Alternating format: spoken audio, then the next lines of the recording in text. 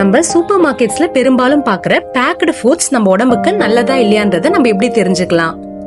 இதுக்கு நம்மளுக்கு முக்கியமா ஹெல்ப் பண்றதுதான் ஃபுட் லேபிள்.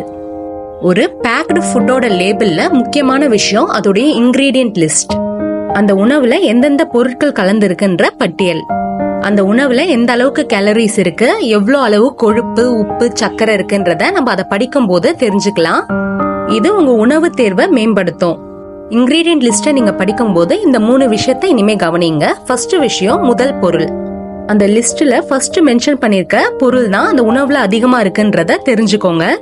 ஒரு பிஸ்கெட் பாக்கெட்ல அந்த இன்கிரீடியன்ட் லிஸ்ட்ல சுகர் தான் ஃபர்ஸ்ட் இடத்துல இருக்கு அப்படின்னா அந்த பிஸ்கெட் முழுக்கமே உங்களுக்கு சுகர் தான் அதிகமா இருக்குன்றத தெரிஞ்சுக்கோங்க.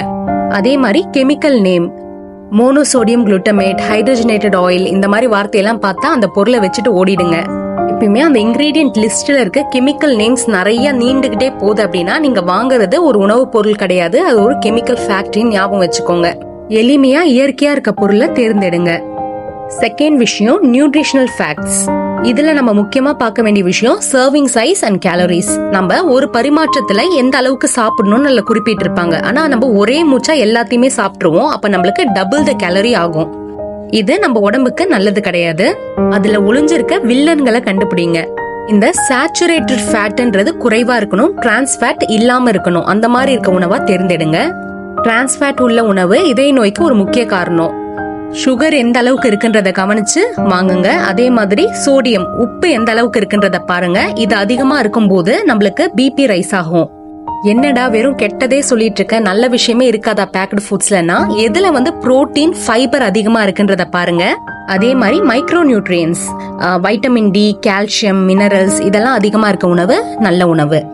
எப்பயுமே நீங்க ஒரு பொருள் வாங்கும் போது இந்த இன்கிரீடியன்ட் லிஸ்ட் படிக்கிறது ஒரு ஹெல்தி ஹேபிட். எப்பவுமே 2 நிமிஷம் டைம் எடுத்து அந்த இன்கிரீடியன்ட் லிஸ்ட படிச்சு பாருங்க. ஒரே உணவு வெவ்வேறு பிராண்ட்ல எதுல உப்பு, சர்க்கரை எல்லாம் கம்மியா இருக்குன்றத கம்பேர் பண்ணி வாங்குங்க. உங்க பிரியாரிட்டிக்கு ஏத்த மாதிரி வைஸா ஃபுட்டை சூஸ் பண்ணுங்க.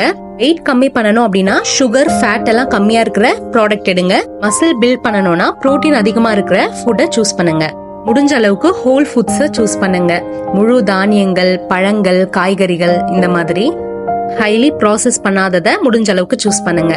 ஃபுட் லேபிள படிக்கிற ஒரு ஹெல்தி ஹேபிட் உங்களுக்கும் உங்க குடும்பத்துக்கும் ஒரு நல்ல உணவை தேர்ந்தெடுக்க உதவி செய்யும்.